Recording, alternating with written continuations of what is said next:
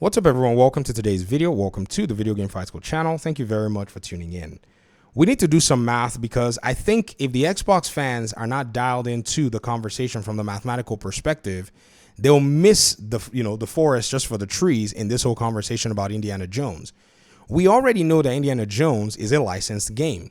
In fact, not only myself, but others right now are starting to discuss how the license fees from Disney are very high. In fact, one of the challenges, according to this article on Inverse, that Marvel's Avengers faced and Guardians of the Galaxy, the game, were the fact that the license fees ate up a lot of money from Square Enix. Square Enix, according to this article, lost $200 million despite selling 3 million copies because of the high license fees charged by Disney's own Marvel games.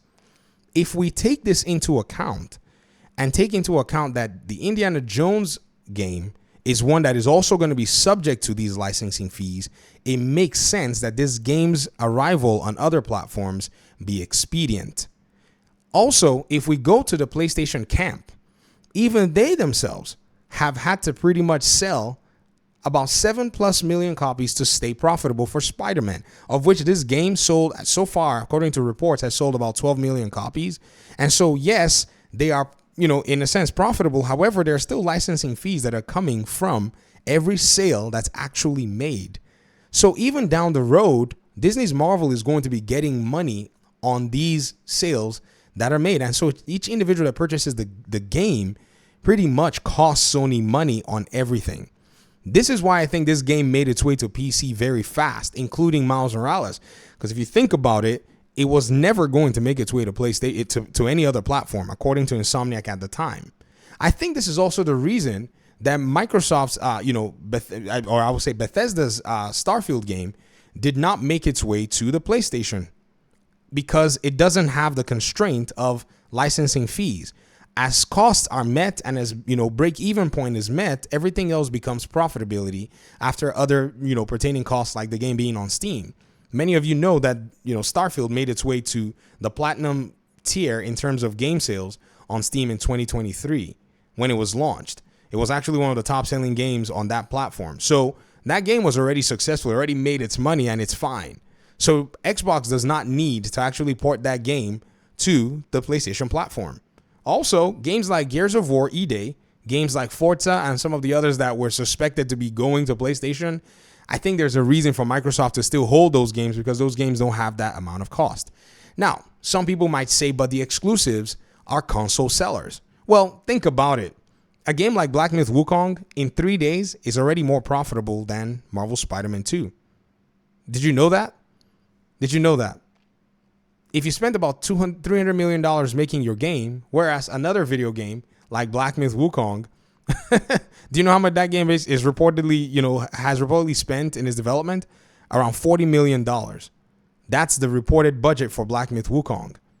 So that game, having sold 10 million copies, is already pretty much in profitability territory, because it's actually an original in a sense. The license is not held by anyone.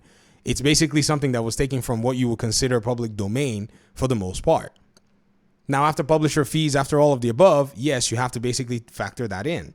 But if we come into the Xbox side and say, well, Xbox needs to still sell these consoles or whatnot, and I know many of these PlayStation fans are concerned, in quote, they say they're concerned about Xbox console sales. You got to think about it. Each console they sell is a $200 loss or $100 loss. Whereas if they sold one copy of the Indiana Jones game, they give 30% to whoever, is the platform holder that sold that game to them. 30% of, $70. What is 30% of $70? It's like $21.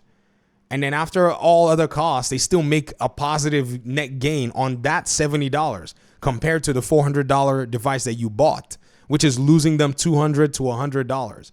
So even if they lose 50% of that $70, which is basically $35 per copy, even if that's what they make, even if they make $10 a copy of Indiana Jones game that they actually make, while $60 goes to costs and all that kind of stuff, it's still more profitable than them actually moving a console. So this particular console math, in my opinion, is probably the major reason why this game is going straight to PlayStation. I'm shocked that it didn't go to PlayStation day one. I think it should have. I think it should have gone to PlayStation day one so that it can recoup costs even on PlayStation alone, and so that maybe the Steam sales by itself are just full profit. Because right now, with the cost of these games and the expenses and all of the above, I see no reason. I think it's irresponsible to expect any game developer, any publisher, to maintain such an exclusivity deal, especially with the costs associated with development and in the case of this, licensing fees. So it seems like Xbox has a sound, idea down here. And even PlayStation has a very good idea. They're going with their original IPs, taking them to PC, taking their licensed IPs to PC, everything to PC, so that they can keep leveraging more sales and be able to cover the cost. And before we see them make any more of these $200 million games, we're more than likely going to make sure that they're going to more than likely make sure that they can pretty much recoup their cost with some kind of a margin. I mean, this is why God of War Ragnarok was basically slated for PC almost immediately. Like any other game that they're going to be making from now on, since Spider-Man came, it was all bets were off. Almost any game that they're going to make from now on is going to show up on PC because these costs are going to be eating from their wallet. And these are their original games, the games that they actually have made and marketed themselves. So, ladies and gentlemen, I think this is something a lot of people are not necessarily considering and probably need to consider.